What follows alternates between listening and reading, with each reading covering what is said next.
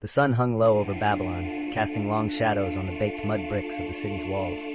The air was thick with the acrid scent of smoke wafting from nearby cooking fires, mingling with the pungent aroma of fresh bread baking in outdoor ovens.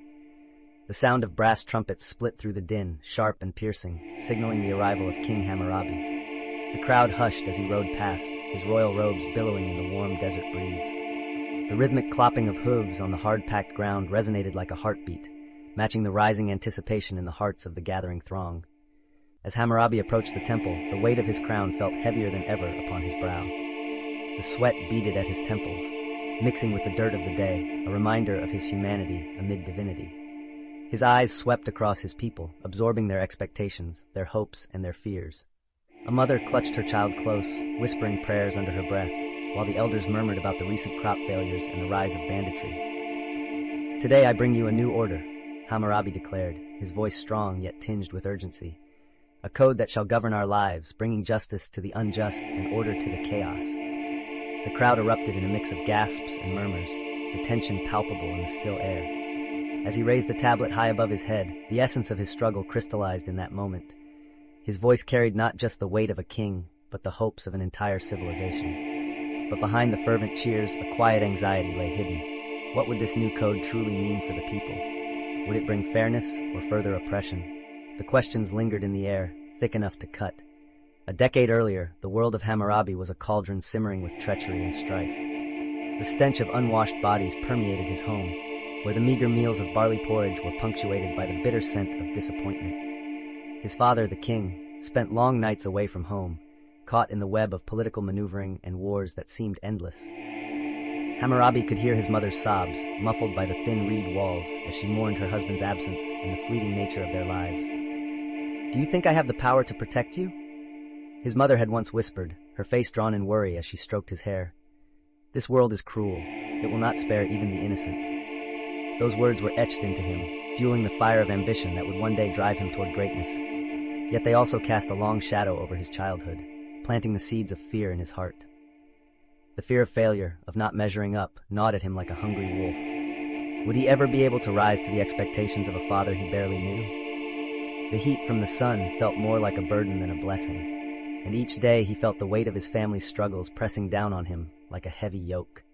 Years passed, and the responsibilities of leadership tugged at his young shoulders. He had rallied a group of supporters, but initial efforts to unify the disparate tribes of Babylon were met with failure.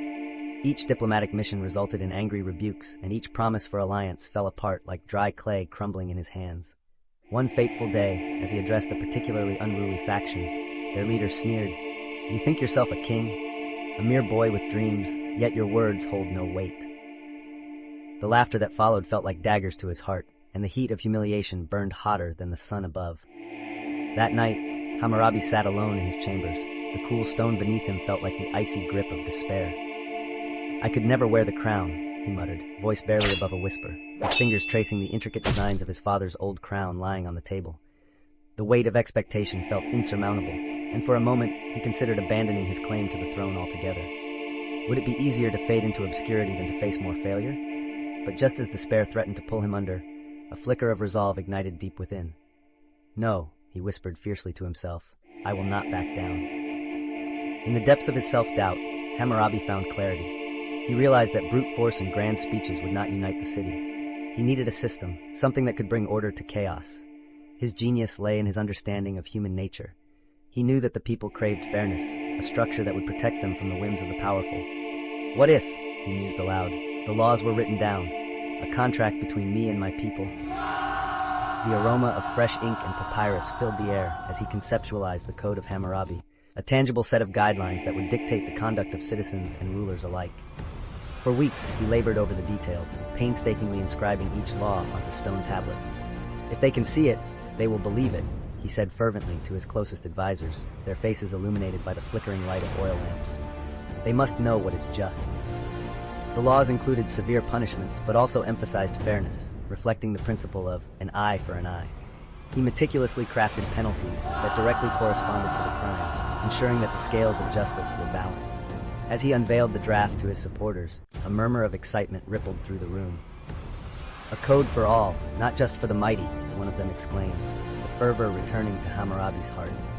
This strategy, this vision for a codified system of justice, would set him apart from leaders who ruled through fear alone. The day arrived when Hammurabi would present his code to the people. The temple buzzed with energy, the air thick with the scent of incense and the sound of distant drums, signaling the importance of the moment. As he stood before the assembly, the pulse of the crowd resonated with anxiety and anticipation. Hammurabi's voice broke through the noise, steady and resonant. Citizens of Babylon, here lies a code that will govern our lives, a promise of justice that we will uphold together. He began to read, his voice rising above the murmurs. If a builder constructs a house for someone and it collapses, killing the owner, the builder shall be put to death. Gasps echoed through the crowd, the gravity of his words sinking in. As he continued, he could feel the weight of each law making its imprint on their hearts. If a son strikes his father, his hands shall be cut off. Each law was a dagger into the heart of lawlessness, a promise to protect the weak and punish the strong. The sun began to set, painting the sky with hues of orange and red, and his speech reached a crescendo. This is not merely my will, it is our will. Hammurabi's voice boomed, fueled by passion and determination. We are forging a new destiny together. The roar of approval from the crowd was deafening, a wave of hope crashing over him. But as the fervor of the moment faded, so too did the loyalty of some who had once rallied behind him. Whispers of dissent began to circulate among the nobles, many feeling threatened by the loss of unchecked power that Hammurabi's code represented. One evening, as the dark sky enveloped the city, one of his closest advisors, a man named Zimri, confronted him. "You've gone too far, Hammurabi. The people need a ruler, not a judge." His voice was low, laced with both fear and anger. "You risk upsetting the balance that has kept us in power." Hammurabi's jaw tightened, the air thick with tension as he faced Zimri. "Power without justice breeds tyranny, Zimri. I will not rule over a city built on the suffering of its citizens." But doubt gnawed at him. Had he alienated those who once supported him? Would his vision for justice lead to his downfall? As the weeks passed, the noble factions grew bolder, inciting unrest among the populace. "Hammurabi's laws are cruel. They strip us of our rights," they proclaimed, their voices rising in the streets. The smell of smoke filled the air as riots broke out, fueled by resentment and betrayal. Hammurabi stood on the balcony overlooking the chaos, despair weighing heavily on his chest. The very people he had sought to protect were now turned against him. "What have I done?" he whispered, feeling the chill of doubt creeping in. "Is justice worth this price?" In the years that followed, Hammurabi would face numerous challenges, but his code endured, becoming a cornerstone of legal systems in the ancient world. His legacy was not just in the laws he enacted, but in the ideals of justice and equality that they represented. "The laws may be harsh," he once said, reflecting on the tumult, "but they bring order to a chaotic world. If we do not strive for justice, we will be consumed by our own barbarism." His words resonated across generations, reminding humanity of the delicate balance between power and accountability. As Hammurabi aged, he often pondered the nature of human existence and the perennial struggle for justice. "We are flawed creatures," he would muse, "but it is in our striving for fairness that we find our humanity." His reflections became teachings, influencing future rulers and generations to come.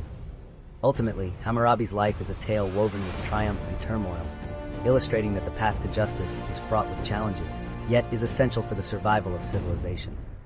The echoes of his ideas continue to ripple through time, reminding us all that in the quest for order, we must never lose sight